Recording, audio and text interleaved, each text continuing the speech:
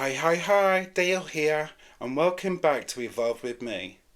If you're new here, I'm so glad you've come across my podcast, where I talk about real life growth, mindset shifts, with a sprinkle of spirituality. And if you're returning, thank you, truly, not just for listening, but for giving yourself the space to grow. That's the real magic of this space. Every time you press play, you're choosing your own evolution, and I really love that for you. Today, we're diving into a topic that has shaped the last 2 years of my life in ways I never expected: self-love. And just to be clear, this isn't a Valentine's Day because it's February episode. I wanted to talk about self-love because real love towards others and towards ourselves, that isn't seasonal, is it? It isn't something we practice once a year. It's something we come back to every single day. And the self-love I'm talking about here isn't the bubble bath kind, although there's absolutely nothing wrong with pampering yourself. I'm talking about the real, messy, sometimes uncomfortable but deeply liberating kind. The kind that made me realise I'd spent years loving everyone else, whilst quietly losing myself in the process. So, let me start with a confession to you all. Self-love wasn't something that I really thought about or practiced. It just wasn't on my radar. And it definitely wasn't something I thought I needed to show myself. Then, a couple of years ago, I bought a pack of affirmation cards, and there were some that were relating to self-love. And I thought, oh, that's nice. And the booklet, it gave you ideas on how to show yourself self-love and how to reflect on your experiences with self-love. But looking at these cards, I remember I felt really disconnected from them. And at that point in my life, I honestly didn't feel love for myself or for who I was. And that's when something clicked to me. Self-love isn't something you stumble into. It's something you practice, it's something you choose, and it's something you build, a bit like a muscle. And I'd just never built it. Once I started practicing it, I realised something huge. I'd actually been living without self-love for most of my life. And because my issue was never loving other people, I gave love easily and wholeheartedly to friends, family members, to partners, even the barista who remembered my order. Honestly, I could love a houseplant if it looked at me the right way. Am I alone here? But loving myself, approving of myself, and seeing myself as enough, that was a very different story. As a fan of RuPaul's Drag Race, I'd heard that iconic line a million times. If you can't love yourself, how in the hell are you going to love somebody else? And every time I heard it, I'd think, well, Ru, I can love somebody else. That's the easy part. It's me I'm struggling with. And when I really sat with that, I started noticing a pattern about myself. One that had been running quietly in the background for years. My real issue was wanting to be liked, wanting to be wanted, and especially wanting to be desired. And because I wanted all these things so much, I moulded myself into whatever I thought someone wanted me to be, just so I could feel loved, safe, connected. And I want to be super clear here. I actually had a loving upbringing. I know I am so blessed to have felt safe, to have felt supported. And I loved my parents for encouraging me to express myself and be who I was.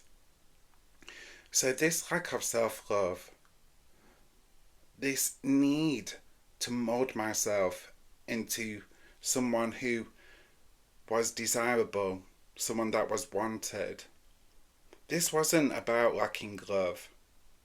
It was about slowly learning to look outside of myself for approval. And that showed up in tiny everyday ways. Not dramatically, not all at once, but quietly over time.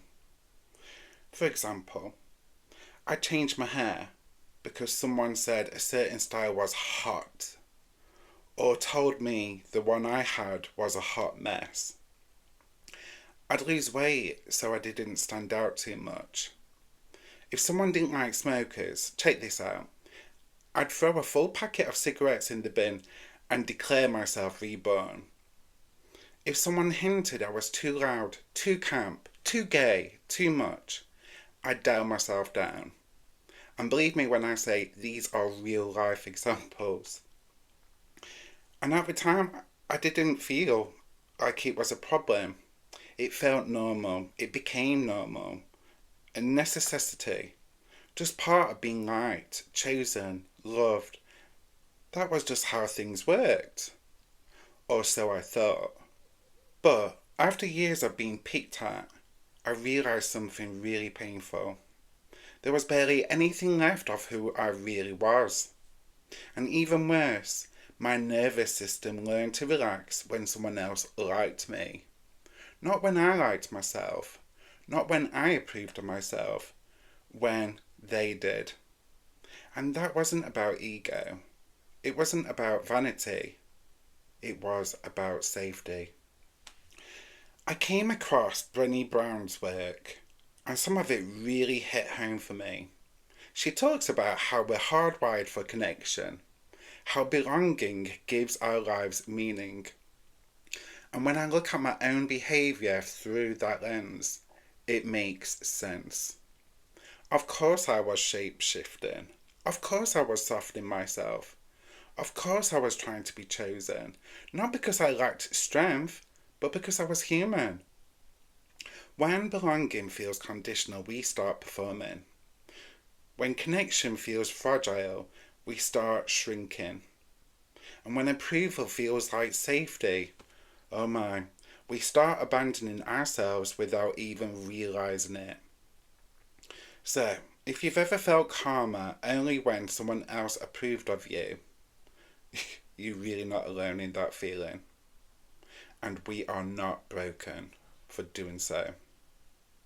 So maybe you're listening thinking, okay Dayle, well, I've never dyed my hair for a man, and honestly, good for you. But maybe you've acted more, air quotes, chill than you really are. Or pretended you didn't care when you actually did.